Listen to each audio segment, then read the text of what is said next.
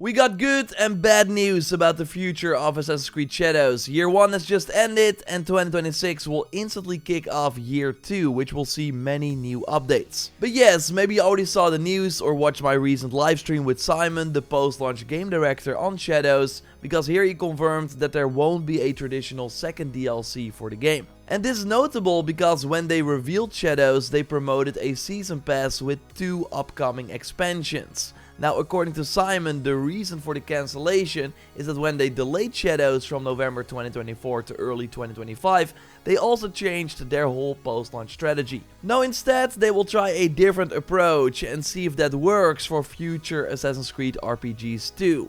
But yes, this likely means that the map we see in the study in our hideout, which had Awaji marked in red, but also another region of Japan, will not be added to the game anymore. This was likely where the second DLC was gonna take place. We now even have concept artist Jin Chang-ten posting concept art for this region showing Shima National Park.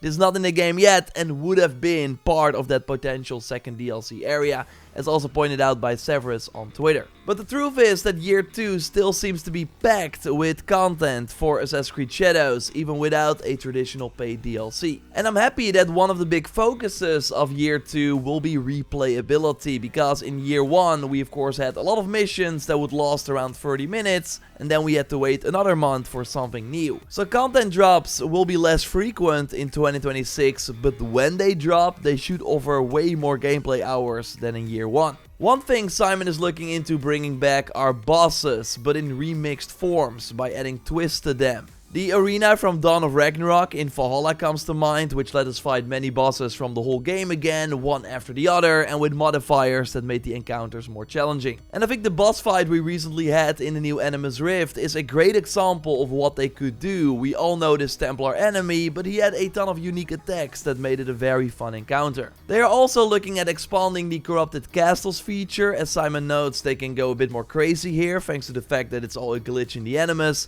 So it seems like he's hinting at more challenging encounters and unique rewards that you can only get from these corrupted castles. My fingers are crossed. And maybe this is how we access a brand new weapon type for either Naue or Yasuke. While we have seen a couple of bosses with dual swords, Simon confirmed that we should not expect this for Yasuke. And the reason is that in the real world history, this fighting style was only invented around 40 years after Shadows takes place. Not sure why the bosses are then able to do it, but it at least means that if Yasuke gets a new weapon type, it won't be this. Now there is a possibility that Yasuke gets a weapon type that Naue can already use, but then with completely new moves, and Simon also speculated that Naue could get a short bow if that made sense, and I know a lot of people want that. Overall, it felt like they were still thinking about what new weapon types to add, but it does seem that we will at least get something new in Year 2 that will once again be free to earn for everyone, I would imagine. Like with no paid expansion, it basically means that all the content they put out should be free, apart from the Helix packs of course, and the first one of 2026 has already leaked, as we see in footage here from Gamer Lil Games. I will go over that and many more things that are coming to the game, so of course leave a like, subscribe. But first, the sponsor of this video that just got a really big update, Raid Shadow Legends, and I got a great deal for you. It's pretty wild seeing all the crossovers they had since launch, including He-Man and Skeletor,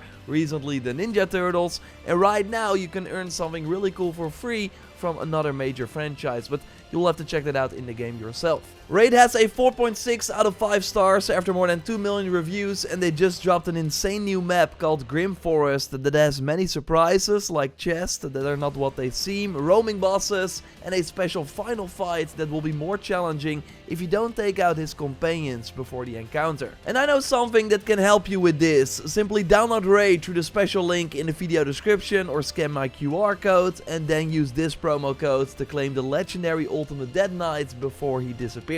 If you are a returning player, I've put codes you can use in the video description to, for example, get Tagor and Tyrell. You want to join my in-game clan as well. Now thanks to Raid for sponsoring this video, and let's get back into it. One big thing that we could see in Year 2 is the manual jump. Mirage added it recently, and it is a great reminder of how impactful this feature is. Being able to jump at any point means there are so many new parkour routes you can take. It's amazing. So it's trickier to incorporate into Shadows because the control scheme is more complicated, especially when looking at the combat moves, but also because the geometry of Japan is way more difficult. They have to make sure that the manual jump fits into that. So let's hope they figure it out, because it would make Shadows even better. Other interesting things they are looking into include a feature that turns off the visual effects for Helix items, because this can sometimes completely ruin an otherwise great cosmetic. There will be more projects coming in 2026 with more Animus and Assassin's Creed style rewards.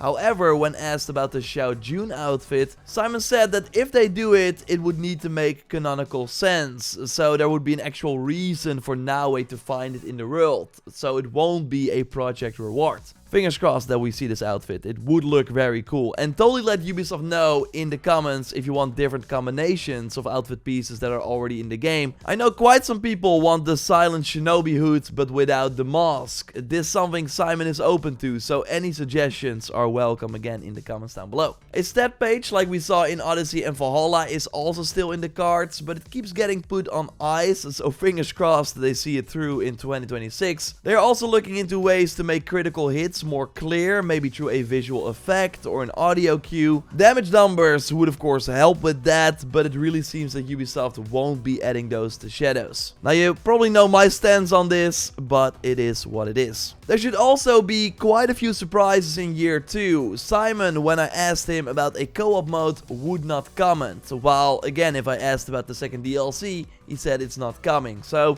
I do believe that the rumor is true and that we will see a co-op mode in the first half of 2026. The Isu door from the Puzzlement quest was teased to be a setup for something in the future, with Simon confirming that there will be more Isu content coming to Shadows in 2026. So fingers crossed for a cool Isu outfit that works well with the new weapons. There's also a high chance we haven't seen the last of Cassandra in Assassin's Creed Shadows, as Simon noted that they created a story for what she did in Japan. We might learn more about that during a year 2 content drop as well. Overall, 2026 will be a big year for Assassin's Creed. Next to the updates for Shadows, we got substantial leaks that the Black Flag remake will be launching in March 2026. And according to data miners for Shadows, there will be a crossover mission similar to the Mirage mission in Valhalla, for example. There should also be a pirate-themed Helix pack in March, although I'm sure that if they do an Edward Legacy outfit for Yasuke, it will of course be free. The first Helix pack we get in year 2 is called Underworld and gives Naue an outfit inspired by Junjiro's art from the start of the game,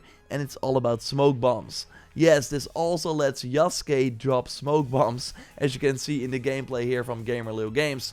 Link to his video in the video description. I will of course discuss this armor more in the future. Overall, I'm optimistic about year 2. I think having a few larger scale updates with replayable features will actually be more fun than what we saw in year 1. So if we have a few good reasons in 2026 to return to Shadows, I think that's going to be great. We'll go a bit more in depth in an JorRaptor video in the future, so stay tuned to that. I also want to quickly remind you that if you go into the game right now until January 8th, you can get all the Christmas rewards, even the ones you missed. So open the chest you find in your hideout and do it on any save you use, because the rewards only unlock per save, not across all saves.